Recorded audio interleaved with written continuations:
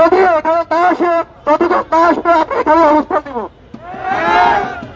সকল শিক্ষাবর্ষে বিনা শর্তে আত্মীকরণের মাধ্যমে ঢাকা সেন্ট্রাল ইউনিভার্সিটি শিক্ষার্থী হিসাবে অত্যাবশ্যক স্বীকৃতি নিশ্চিত প্রদান করতে হবে।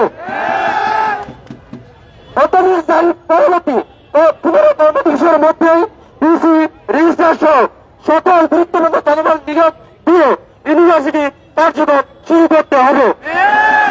সাধারণ শিক্ষার্থীদের ফেল করানো, ক্যারিয়ার ধ্বংসের হুমকি, ভয়ভীতি প্রদর্শনের বিরুদ্ধে শিক্ষা মন্ত্রণালয়ের অবস্থান স্পষ্ট করতে হবে। প্রিয় সাংবাদিকবৃন্দ, আমাদের এই আন্দোলন সম্পূর্ণ অরাজনৈতিক ও শান্তিপূর্ণ। আমাদের একটাই লক্ষ্য, স্বপ্ন ঢাকা সেন্ট্রাল ইউনিভার্সিটি বাস্তবায়ন। আমরা আশা করি সরকার শিক্ষার্থীদের যৌক্তিক দাবির প্রতি সম্মান জানায় এবং আর কোনো কালক্ষেপণ না করে চূড়ান্ত অধ্যাদেশ জারি করবেন। সবাইকে ধন্যবাদ। আপনাদের প্রশ্নগুলো উত্তর প্রশ্ন করবেন, উত্তর দিবে আমাদের এখানকার। আপনারা বুঝতে পারছেন, আমাদের এখন একটা হচ্ছে আজকের মধ্যে, মানে আমরা এখানে অবস্থান নিয়েছি, আজকের মধ্যেই মন্ত্রণালয় কিংবা দায়িত্বশীল বা দায়িত্বপ্রাপ্ত কর্মকর্তা কেউ একজন রাস্তায় এসে শিক্ষার্থীদের সামনে এই কথাটি বলতে হবে যে আগামী মঙ্গল, বুধ, বৃহস্পতি অর্থাৎ 16 অক্টোবরের ঠিক কোন দিন, আমি আবারও রিপিট করতেছি, 16 অক্টোবরের মধ্যে এই 3 দিনের ঠিক কোন দিন অধ্যাদেশ দিবে এটা বলতে হবে। অধ্যাদেশ কবে দিবে আমি আবারও রিপিট করছি, এই 3 দিনের মধ্যে কোন দিন, 3 দিনের যে কোনো কোন দিন, মানে যে কোনো একদিন কোন দিন অধ্যাদেশটা দিবে সেটা এখানে এসে যতক্ষণ না জানাবে আমরা আমাদের এই অবস্থান কর্মসূচি চলমান রাখবো এবং এই চলমান কর্মসূচি চলতে থাকবে। যদি আজকের মধ্যে এই সিদ্ধান্ত না আসে, আগামীকাল থেকে কঠোর থেকে আরো কঠোর আন্দোলন আমরা দাবি করব। আপনারা ইতিমধ্যেই 7 কলেজের সক্ষমতা সম্পর্কে জানেন। আমরা 7 কলেজ চাইলে কি করতে পারি আপনাদের ইতিমধ্যেই আমরা কিন্তু আমাদের অবস্থান জানান দিয়েছি। ঢাকা শহর এই 7 কলেজকে বলে কই চলতে হবে, নতুবা ঢাকা শহরকে আমরা স্থবির করে দেব।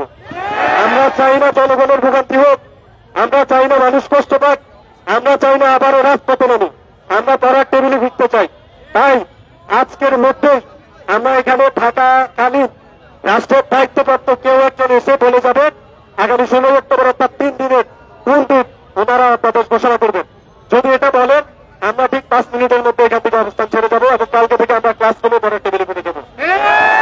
আর যদি কোনোভাবে আজকের মধ্যে এই সিদ্ধান্ত না জানানো হয় 3 দিনের কবে আমাদেরকে অধ্যাদেশ দিবে, তাহলে 7 কলেজ এইখানে অবস্থান কর্মসূচি চলমান রাখবে। তার পাশাপাশি 7 কলেজ হয়তো 7 কলেজ আলাদা আলাদা ভাবে 7 জায়গায় ব্লকেট কর্মসূচি হতে পারে, কিংবা আমাদের এই অর্ডিন্যান্স কিংবা আমাদের যেই মন্ত্রণালয়, যেই দপ্তরে, যেই অফিসে আমাদের অধ্যাদেশ আটকে আছে আমরা প্রয়োজনে সেখানে গিয়ে অবস্থান করা শুরু করে দেব। আমাদের আন্দোলনকে কঠিন হতে দিবেন না, আমাদেরকে রাস্তায় নামতে বাধ্য করবেন না, আমাদেরকে আবারও আপনাদের বিরুদ্ধে, জনগণের বিরুদ্ধে, রাষ্ট্রের বিরুদ্ধে কিংবা রাস্তায় দাঁড়িয়ে জনভোগান্তির কারণ হিসেবে আমাদেরকে দাঁড় করাবেন না।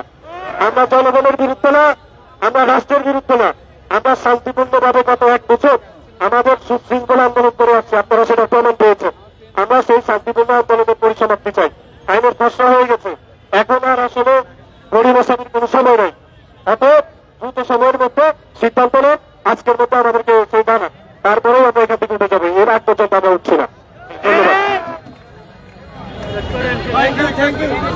আরেকটা বিষয় ক্লিয়ার করি, আজকে সকালে যে অনাকাঙ্ক্ষিত ঘটনাটা ঘটছে ঢাকা কলেজে আমরা শান্তিপূর্ণভাবে অবস্থান করছিলাম, ওইখান থেকে এদিকে আমরা আসবো। ইন্টারের শিক্ষার্থীদের ক্লাস শেষ হয় 11:30টায়, তাদেরকে বের করে দেওয়া হয়েছে 10টার সময়। এটা কোন নিয়মে বের করে দিচ্ছে আমরা জানি না। ইভেন আমরা সকালবেলা গিয়ে ভাইস প্রিন্সিপাল মহোদয়কে জানিয়েছি যে আপনারা ইন্টারের শিক্ষার্থীদেরকে কন্ট্রোল করেন, তাহলে একটা অপ্রীতিকর সিচুয়েশন সৃষ্টি হইতে পারে। এটা আবার আপনিও রাখতে পারেন না, আমরাও পাই না। সে বলছে আমরা শিক্ষার্থীকে কিভাবে কন্ট্রোল করবো, তাহলে সে ওইখানে ভাইস প্রিন্সিপাল কেন, সে ওইখানে দায়িত্বপ্রাপ্ত কেন? তার কথা যদি শিক্ষার্থীরা না শোনে তাহলে তার থেকে সরাই দেওয়া হোক। যে কন্ট্রোল করতে পারবে তাকে আনা উচিত। আরেকটা বিষয় হচ্ছে খুবই সেন্সিটিভ, যেটা আমরা জীবনে কল্পনাও করি না।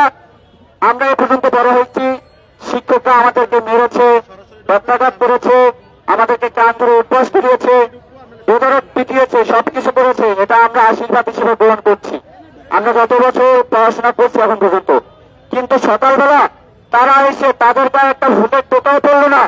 তারা ইচ্ছাকৃতভাবে এসে আমাদেরকে ধাক্কা দিয়ে বলতেছে তোমরা আমাদেরকে হাত দিয়েছো কেন, বলেই একটা ছেলেকে এমন মার মেরেছে, তারা দৌড়ে দৌড়ে মেরেছে। এবং এটা ধরো, এটা ধরো, ছেলেটাকে মেরে রক্তাক্ত করে ফেলেছে। দেখেন, মাথা ফাটে ফেলেছে।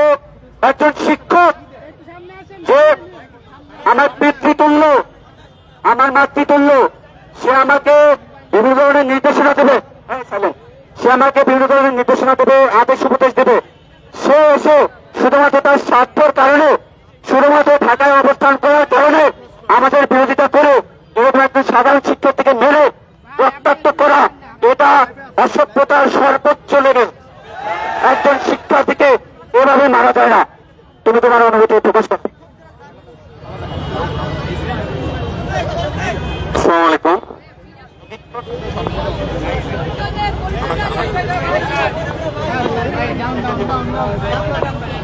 আমি মোহাম্মদ ফরহাদ রেজা, ঢাকা কলেজ, 22 সেশন। ওখানে মূলত কথা কাটাকাটি হয়েছিল, বাকবিতণ্ডা হয়েছিল শিক্ষকদের সাথে। এই অবস্থায় উস্কানি বলতে ওখানে কথা কাটাকাটিতে ইন্টারদের